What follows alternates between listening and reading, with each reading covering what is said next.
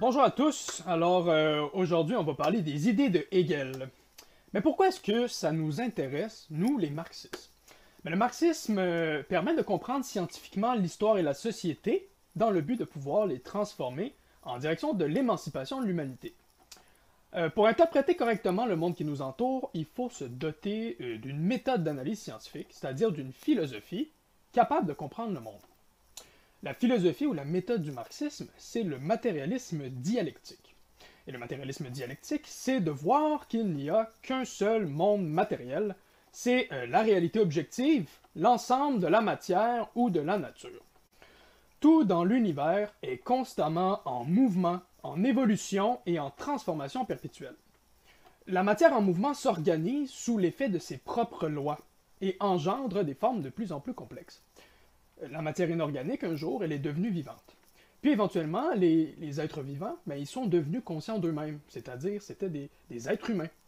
Les humains peuvent penser parce qu'ils possèdent un cerveau, qui est un produit hautement sophistiqué du développement de la matière. Les humains sont donc de la matière devenue consciente d'elle-même. Les idées qu'on a du monde sont les reflets dans nos esprits de ce qui se passe dans le monde objectif. Nos concepts qui portent sur le monde étaient d'abord limités et défaillants. Il a fallu perfectionner nos concepts pour arriver à saisir le plus fidèlement possible ce qui se passe dans l'objectivité, bien que ça soit parfois très difficile. Et cette évolution de nos concepts qui se rapprochent de la réalité, c'est le développement de la connaissance. Et la théorie marxiste marque un point tournant dans le développement de la connaissance scientifique. En comprenant comment fonctionne objectivement l'exploitation capitaliste et les lois qui gouvernent la lutte des classes et le développement des forces productives, on est à même de pouvoir intervenir pour changer le monde. Un peu comme le chirurgien qui a accumulé une grande quantité de connaissances biologiques et qui peut maintenant guérir son patient. De manière ironique, le philosophe qui a le plus influencé Marx et Engels pour élaborer la philosophie matérialiste dialectique, c'était Hegel, un idéaliste.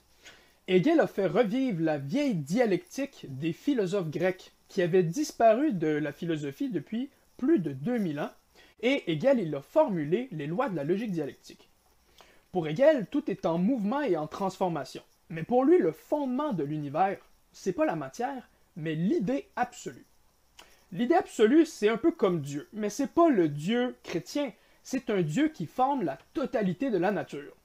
Autrement dit, l'idée absolue n'a pas créé la nature, elle est devenue la nature. Puis l'idée absolue, elle est devenue l'ensemble des esprits humains. Et puis l'idée absolue, elle est redevenue elle-même à travers la philosophie de Hegel et son système des sciences. Et ce système des sciences, la science hegelienne, c'est Dieu ou l'idée absolue qui prend conscience de lui-même en tant que pure idée. Est-ce que vous êtes étonné que c'est à partir de cette philosophie que le marxisme est né? Eh bien, c'est le cas. Hegel était le maître à penser de Marx. Et si Marx est le père du marxisme, Hegel en est en quelque sorte le grand-père.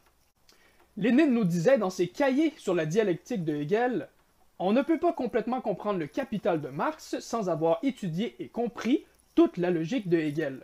Et donc pas un marxiste n'a compris Marx un demi-siècle après lui. »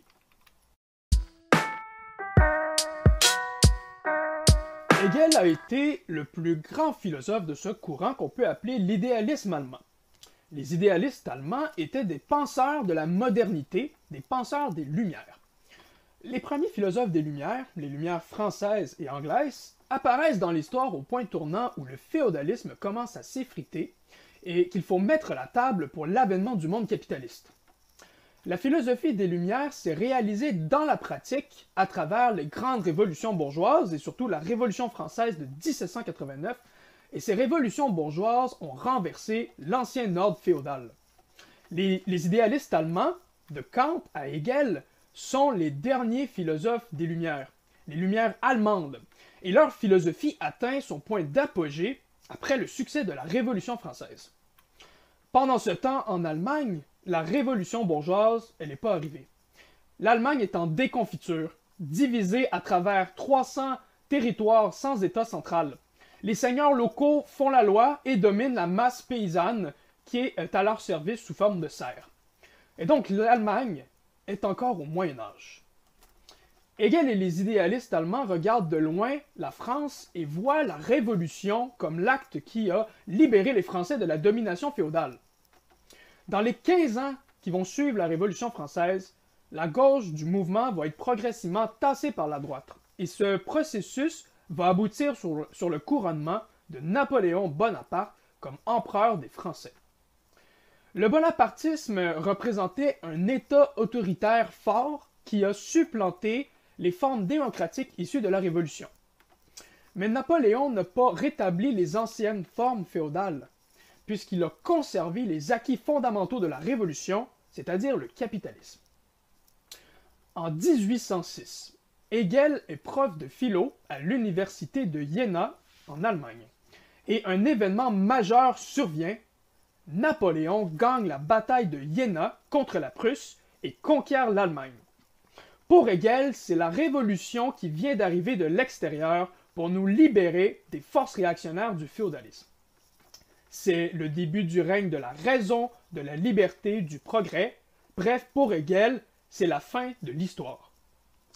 Pour Hegel, l'empire de Napoléon est l'accomplissement de l'histoire humaine, la libération complète de l'humanité. Et toute la philosophie de Hegel trouve son fondement dans ces événements historiques.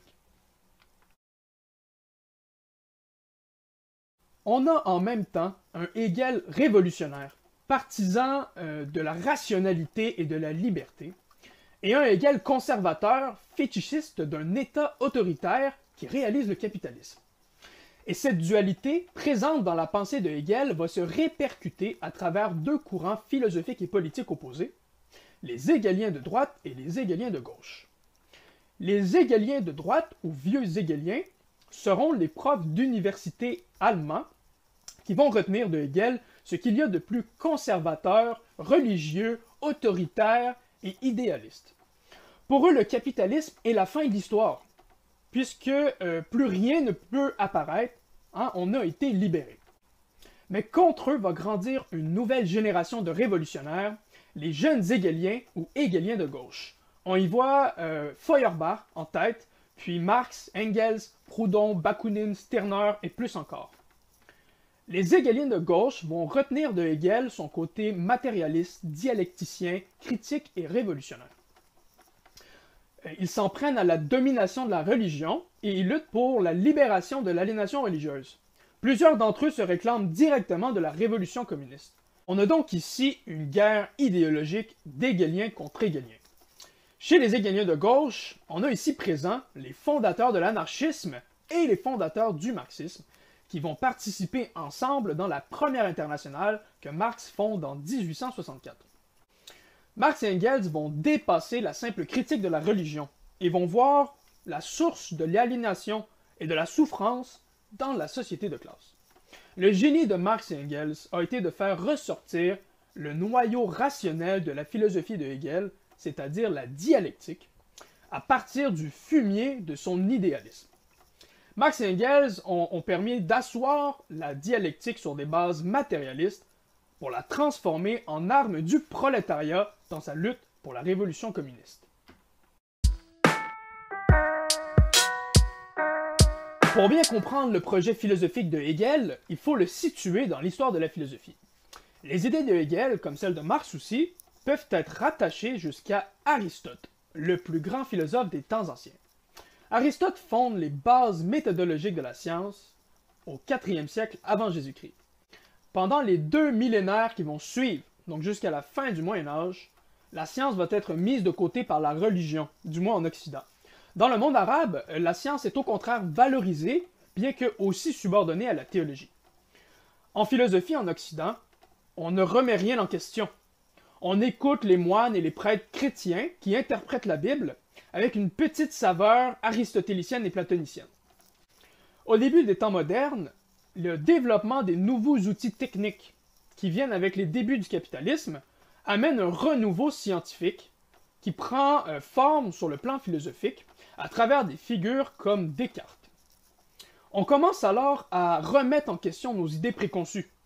À travers un scepticisme radical, On cherche à s'éloigner de la religion pour asseoir la science sur des bases solides, c'est-à-dire scientifiques et plus matérialistes. On va voir émerger le courant de pensée empiriste. Les empiristes ils nous disent que la seule manière de développer des connaissances sur le monde, c'est à travers nos 5 sens. Les concepts apparaissent pour eux comme de simples constructions mentales arbitraires.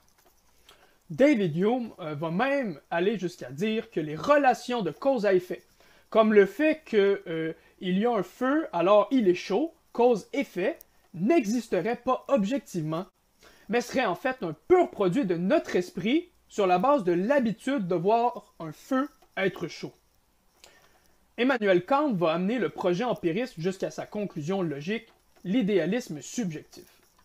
Kant nous dit qu'à chaque fois qu'on essaye d'étudier un objet dans la réalité, on est toujours en train de lui imposer nos catégories de pensée, nos propres structures mentales. Par exemple, notre esprit est structuré selon l'espace et le temps.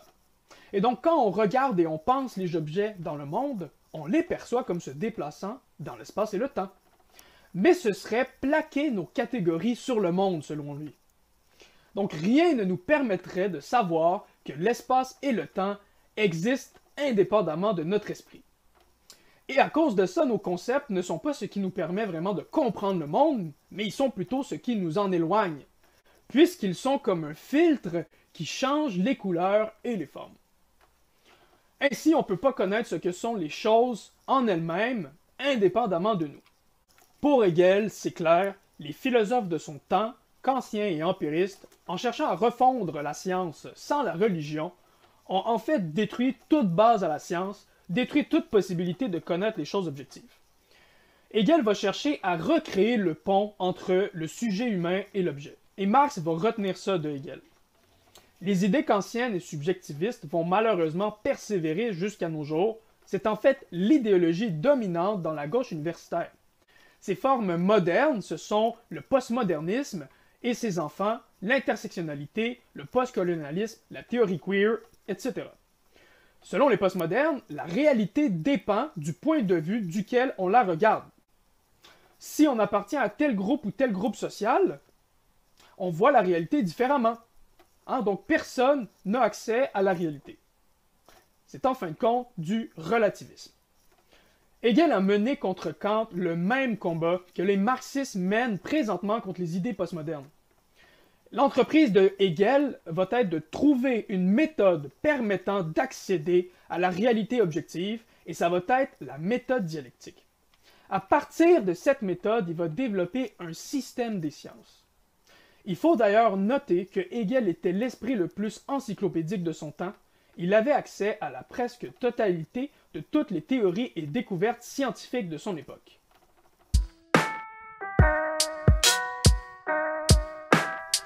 Faire de la science, selon Hegel, c'est d'abord d'observer les objets du monde, donc de partir des données sensorielles, comme les couleurs, les formes, les odeurs. Pour obtenir une vraie connaissance scientifique, il faut développer une théorie qui porte sur les objets. Donc on ne peut pas seulement faire un catalogue des formes et des couleurs des choses, il faut faire des généralisations. Et c'est ça un concept, c'est une abstraction. Par exemple, tel chat. Même s'il y a des différences physiques avec les autres chats, les chats partagent suffisamment de caractéristiques avec les autres chats pour qu'on convienne qu'ils font tous partie de l'espèce chat. Chat est donc un concept. Dans l'histoire de la philosophie, on a vu deux attitudes opposées concernant ce qu'est un concept. Deux attitudes qui sont des cul-de-sac. On a les platoniciens, ce qui inclut parfois les chrétiens du Moyen-Âge, qui pensent que le concept est une création divine et qu'il existe dans un monde séparé de la matière. Donc le concept de chat existait même avant que les chats apparaissent sur Terre à travers l'évolution des espèces. Premier cul-de-sac. Et on a les empiristes et les subjectivistes kantiens qui disent que le concept de chat est juste une invention arbitraire. Encore un cul-de-sac, puisque la science devient impossible. Ce que Hegel va montrer, et ce sera très utile pour les marxistes, c'est que les concepts dans notre tête ne sont pas des inventions arbitraires, mais correspondent en fait à des aspects généraux qui existent objectivement. Bien oui, reprenons notre concept de chat. Le concept de l'espèce chat n'existe pas indépendamment des chats individuels. Si tous les chats disparaissent, il n'y a pas une idée de chat qui subsiste. En biologie, on admet que les espèces ont une base objective. C'est l'arbre phylogénétique. C'est l'arbre de l'évolution des espèces.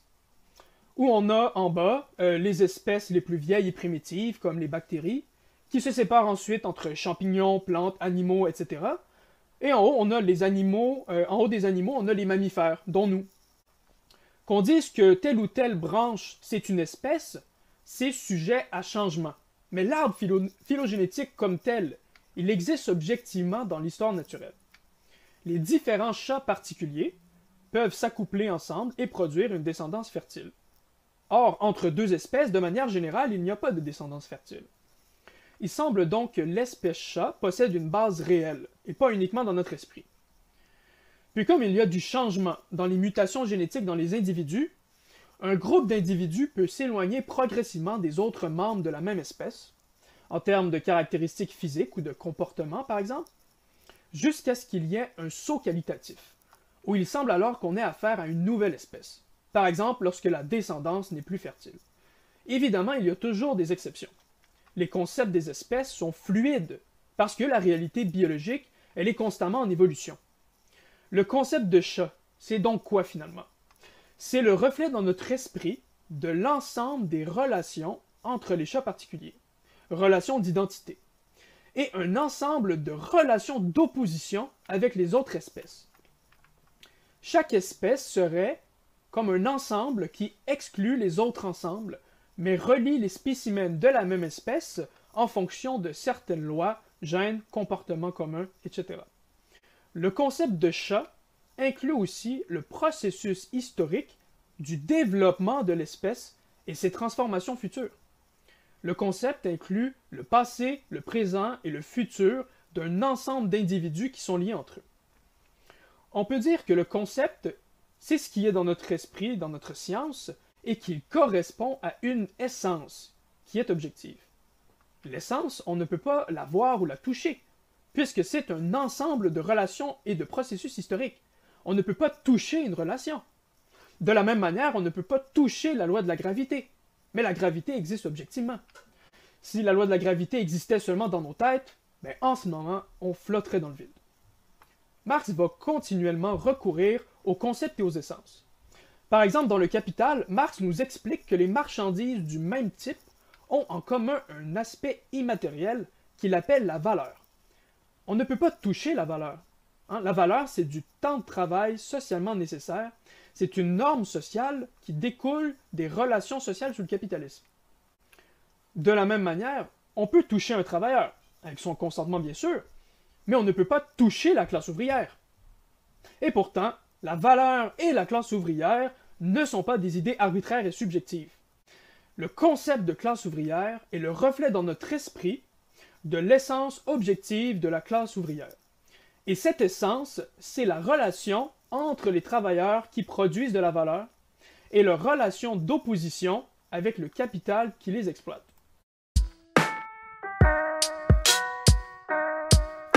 La méthode dialectique, c'est de rechercher les essences derrière les apparences des simples faits empiriques ou des individus.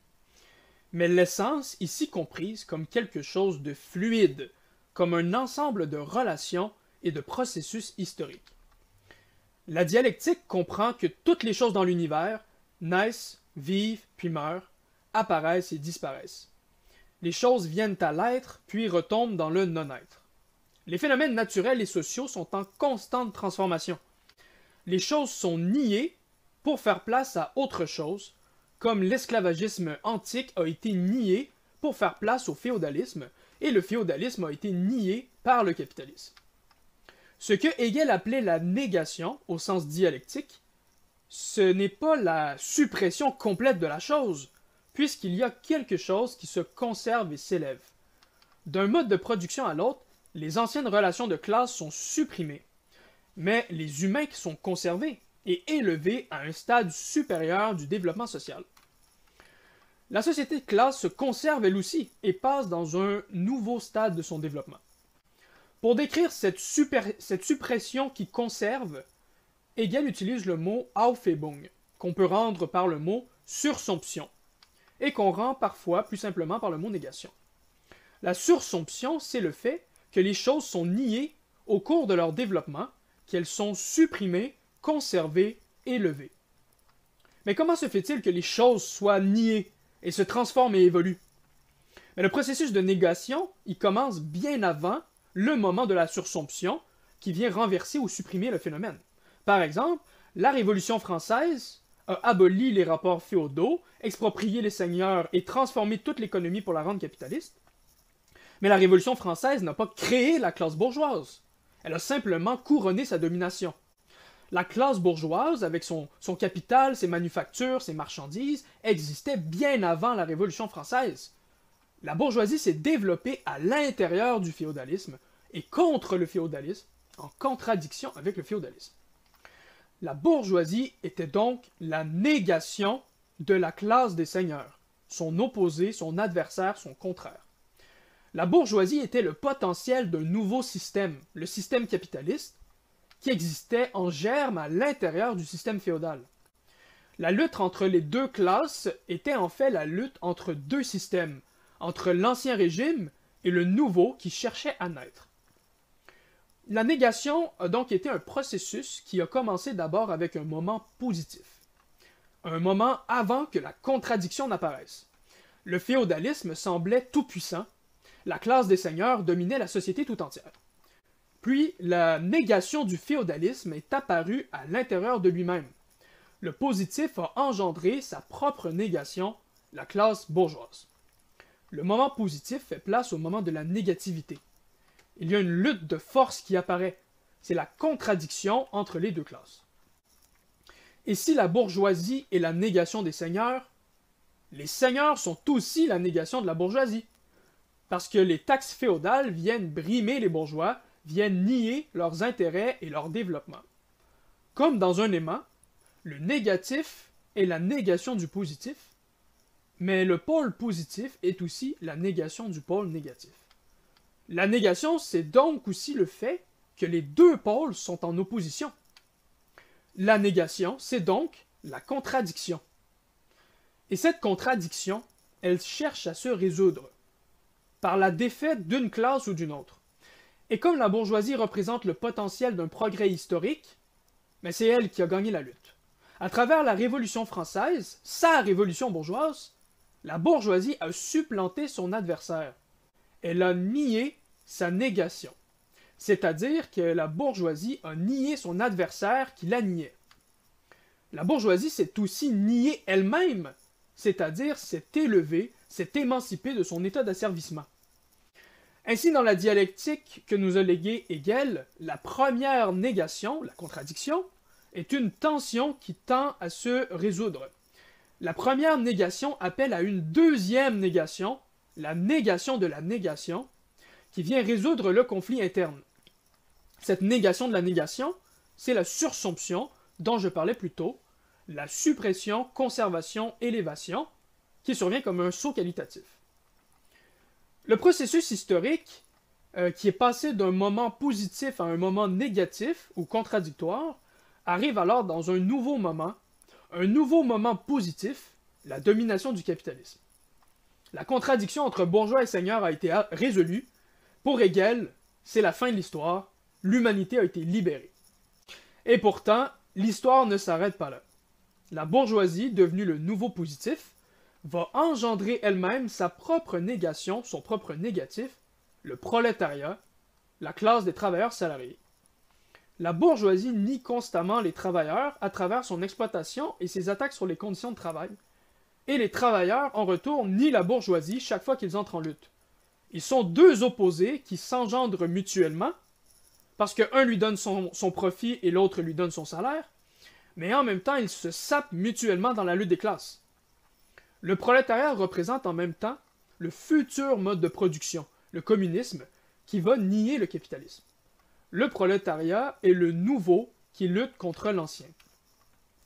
La révolution communiste est une nouvelle négation de la négation qui vient abolir non seulement la bourgeoisie en tant que classe, mais fait que le prolétariat se supprime lui-même en tant que prolétariat, en tant qu'esclave salarié. Et c'est l'abolition de toutes les classes. Par la Révolution, l'ouvrier est devenu maître du maître. Il a nié sa négation. Les deux opposés, l'ouvrier et le bourgeois, se sont mutuellement sursumés ou transformés. À travers la négation de la négation, ou sursomption, l'ouvrier a absorbé son opposé et redevient lui-même, redevient un être humain libre et autonome parmi ses semblables. La négation est clairement le concept central de la dialectique, puisque son évolution est un processus qui passe de la contradiction, première négation, à sa résolution, négation de la négation ou sursomption. Et puis par la suite, il y a une nouvelle contradiction qui va apparaître, une négation de la négation de la négation, et ainsi de suite. La thèse engendre son antithèse, leur lutte débouche vers une synthèse, qui est par la suite niée par une nouvelle antithèse. On peut voir ce processus à l'œuvre partout dans la nature et l'histoire humaine. Prenons par exemple un bol d'eau sur le bord de la fenêtre qui se fait chauffer au soleil. On a un premier moment. L'eau est liquide. La force qui maintient les molécules entre elles dans leur structure liquide, c'est la force, disons, positive. La chaleur venant du soleil est d'abord complètement extérieure, étrangère au bol d'eau, mais lorsque la chaleur pénètre l'eau, la négation vient de rentrer dans l'eau. L'eau liquide possède déjà le potentiel de s'évaporer, de devenir gazeux. Mais pour réaliser ce potentiel, l'eau devra absorber sa négation, c'est-à-dire l'énergie solaire. Cette chaleur représente une force opposée à ce qui maintient les molécules dans leur état liquide stable, et tend donc à la rendre gazeuse. Ainsi, la chaleur représente le moment futur de l'eau. La lutte entre le positif et le négatif, entre la force de cohésion des molécules et la force de dissociation, est en même temps la lutte entre le moment présent, liquide, et le moment futur, gazeux. À 100 degrés Celsius, il y a un saut qualitatif. C'est la négation de la négation, puisque l'eau liquide a absorbé la chaleur à l'intérieur même de ses liaisons moléculaires. L'eau a absorbé et nié sa négation. Les deux opposés se sont mutuellement transformés.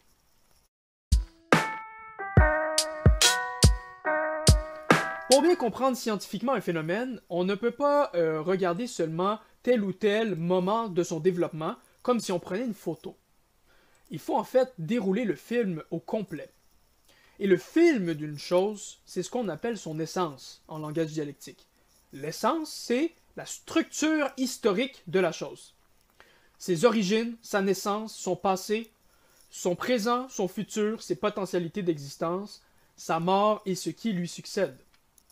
Le Capital de Marx, c'est 2000 pages pour expliquer le concept du capital et du capitalisme, qui est un processus qui a commencé sous le féodalisme, c'est la phase d'accumulation initiale, et puis le capital, c'est quelque chose qui contient en lui sa propre négation, la classe ouvrière, qui représente en germe la future société communiste.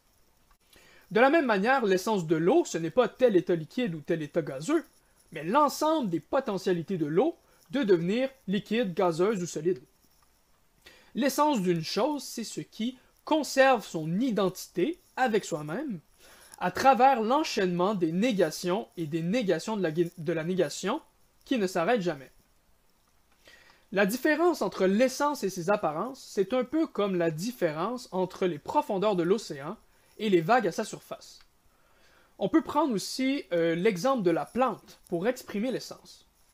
La plante parcourt au cours de son existence plusieurs moments. La graine, la jeune pousse et la plante mature, puis elle se reproduit et meurt. La plante est constamment niée par l'environnement qui l'attaque. Pour survivre, elle doit constamment nier les négations qui proviennent de son environnement. En niant son environnement, c'est-à-dire en le transformant, la plante s'unifie en quelque sorte avec lui. Un peu comme l'être humain s'unifie avec son environnement en le travaillant, donc en niant la négation. À travers la succession des négations de la négation, la plante se développe. Elle est constamment supprimée, conservée, élevée. Les différents moments d'existence de la plante sont donc liés ensemble, parce qu'ils sont tous l'expression de la même vie de la plante. Cette vie de la plante, c'est l'essence de la plante. C'est la plante comme processus historique, comme identité qui se maintient à travers la négation de ces différents moments. L'essence de la plante, c'est donc le devenir de la plante. C'est sa structure historique, qui contient son passé, son présent et ses potentialités d'existence future. Les différents moments de son existence sont comme les apparences que l'essence de la plante a revêtues au cours de sa vie. Et Marx va recourir régulièrement à cette dialectique entre l'essence et l'apparence dans le Capital. Comme par exemple lorsqu'il explique que le capital est un processus où une certaine quantité de valeur passe de la forme argent à la forme machine, à la forme marchandise, puis revient à la forme argent valorisée. Bref, l'essence, c'est quand on regarde une chose en tant qu'elle est un processus historique et en tant qu'elle est liée par ses relations aux autres choses.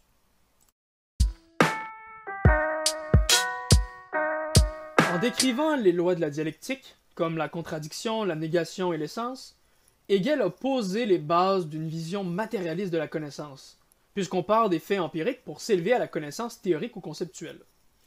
Plekhanov, le marxiste, disait « On dirait que le plus grand des idéalistes s'est assigné la tâche de frayer la voie au matérialisme. » Et ce nouveau matérialisme, qui a intégré la vision dialectique du monde et va pouvoir fonder le marxisme, il comprend que l'univers matériel, il ne contient pas que des particules de matière isolées.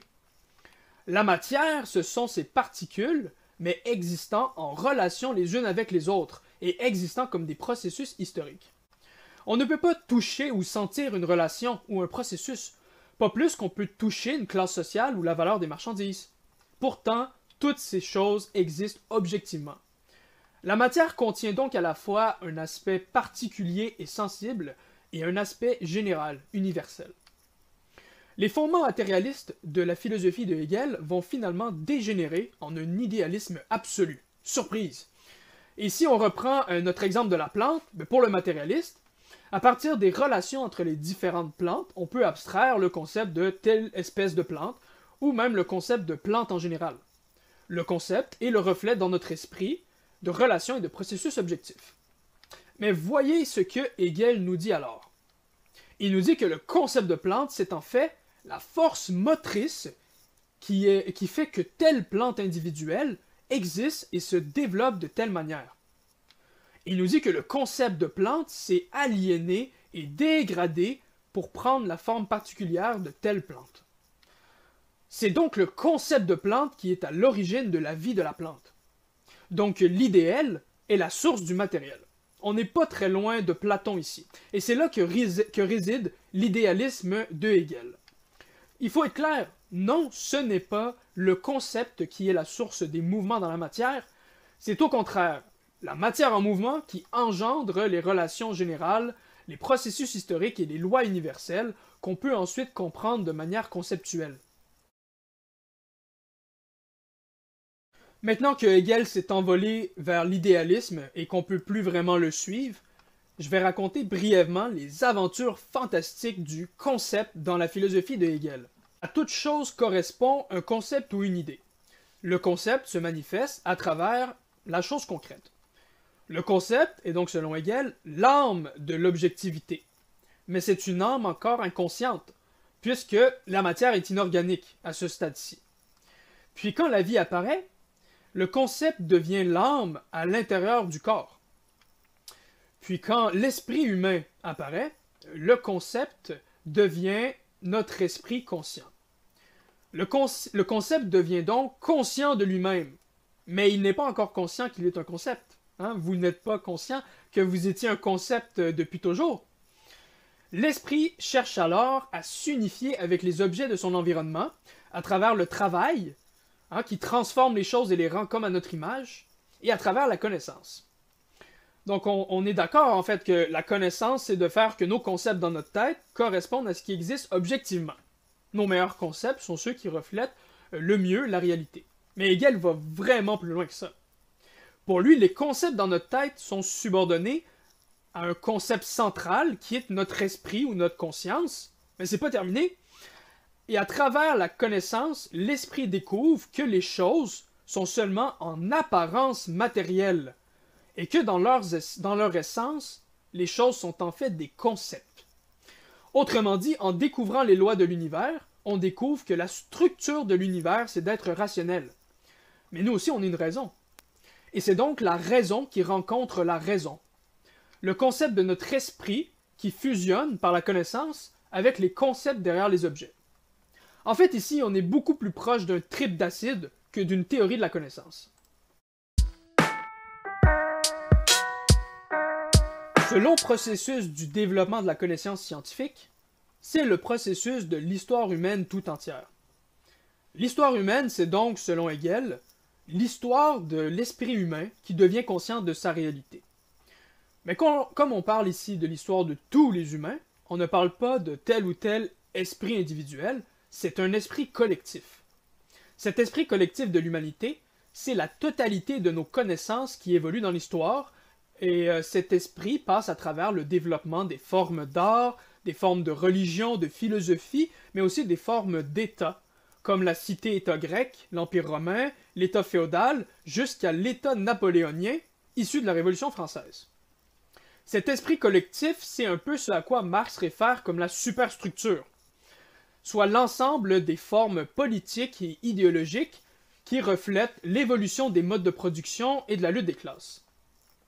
Mais Hegel n'est pas matérialiste. Il ne voit pas les fondements économiques de la société. Il voit une certaine lutte des classes entre les maîtres et les esclaves, mais c'est une lutte des classes abstraite et idéalisée. Et le moteur de cette lutte des classes, le moteur de l'histoire humaine, c'est la raison dans l'histoire. C'est l'esprit humain collectif qui prend conscience de lui-même. Hegel nous dit qu'une forme d'État subsiste dans l'histoire tant et aussi longtemps qu'elle est rationnelle, c'est-à-dire qu'elle remplit sa fonction essentielle. D'où la fameuse phrase de Hegel, le réel est rationnel et le rationnel est réel. Mais donc, quand quelque chose devient irrationnel, il passe du réel à l'irréel, c'est-à-dire qu'il va être balayé par l'histoire et remplacé par une forme plus rationnelle. Quand un État cesse d'être rationnel, il perd sa réalité, et tend donc à s'effondrer ou à être renversé par une révolution. L'État féodal allemand était devenu irrationnel, et il a été renversé par la Révolution française et l'Empire de Napoléon, qui était plus rationnel, selon Hegel. L'Empire napoléonien réalise donc la raison dans l'histoire. Hegel habite maintenant dans une société parfaite où l'humain a été libéré de la lutte des classes. L'esprit collectif de l'humanité a atteint son stade final. C'est ce qu'il appelle l'esprit absolu. C'est le stade final de l'esprit collectif de l'humanité. On pouvait maintenant se consacrer à développer le système complet de toute la science. Et ce système de la science, c'est la philosophie de Hegel. C'est la science hegelienne. À travers la science hegelienne, l'esprit humain a fusionné avec les concepts dans les choses. C'est la fusion du sujet et de l'objet, la fusion de l'humanité et de la nature. Toute la réalité objective a été absorbée à l'intérieur de la science hegelienne. On vient donc d'accéder à l'idée absolue. On découvre alors que l'idée absolue était en fait toujours déjà là. Elle est la source de l'univers. Au début des temps, l'idée absolue est devenue la nature, puis est redevenue consciente à travers l'espèce humaine. Puis ensuite, l'idée absolue, elle s'est redécouverte comme étant l'idée absolue à travers la science hegelienne. C'est maintenant la fin de l'histoire et la fin de la philosophie. Tout est accompli. Pour Hegel, le monde se termine avec la science hegelienne. Pour nous, la lutte pour le monde commence avec la science marxiste. Marx montre qu'une compréhension dialectique du monde ne peut pas déboucher sur l'idée absolue. Si la matière est en constant mouvement et transformation, le processus de la connaissance ne peut pas s'interrompre. La philosophie hegelienne débouche donc sur une contradiction. Contradiction entre la dialectique et l'idée absolue, contradiction entre la méthode qui analyse le mouvement perpétuel et le système fermé de Hegel. Engels y répond dans son Anti-Düring, un système de connaissance de la nature et de l'histoire, embrassant tout et arrêté une fois pour toutes, est en contradiction avec les lois fondamentales de la pensée dialectique. Pour Hegel, les idées ont engendré le monde. Pour Marx et Engels, le mouvement de la pensée n'est que la réflexion du mouvement réel, transporté et transposé dans le cerveau des humains. Et la dialectique chez Marx et Engels devient la science des lois les plus générales du mouvement de la nature, de la pensée et de la société humaine. C'est ça les lois de la dialectique. Voici donc ce qu'était Hegel, une mine d'or pour comprendre la méthode dialectique et un idéalisme shooté aux stéroïdes. Hegel nous a légué une compréhension des grandes lois de la dialectique, qui ne sont pas seulement des lois logiques, mais des lois objectives de l'univers. Marx et Engels ont fait ressortir le noyau rationnel à l'intérieur de la philosophie hegelienne, la dialectique, et ont fondé les bases pour développer la science marxiste. La science qui va permettre au prolétariat de se libérer de ses chaînes et de transformer activement l'histoire et la société en vue de l'émancipation de toute l'humanité. Pour en apprendre plus sur Hegel, je vous invite à regarder ma présentation sur Kant, Hegel et Marx, les origines de la théorie marxiste de la connaissance. Et comme le disait Marx, les philosophes n'ont fait qu'interpréter le monde de différentes manières, ce qui importe c'est de le transformer. Alors rejoignez la lutte contre le capitalisme avec la riposte socialiste, abonnez-vous à notre chaîne YouTube et abonnez-vous à notre journal marxiste mensuel sur marxiste.qc.ca.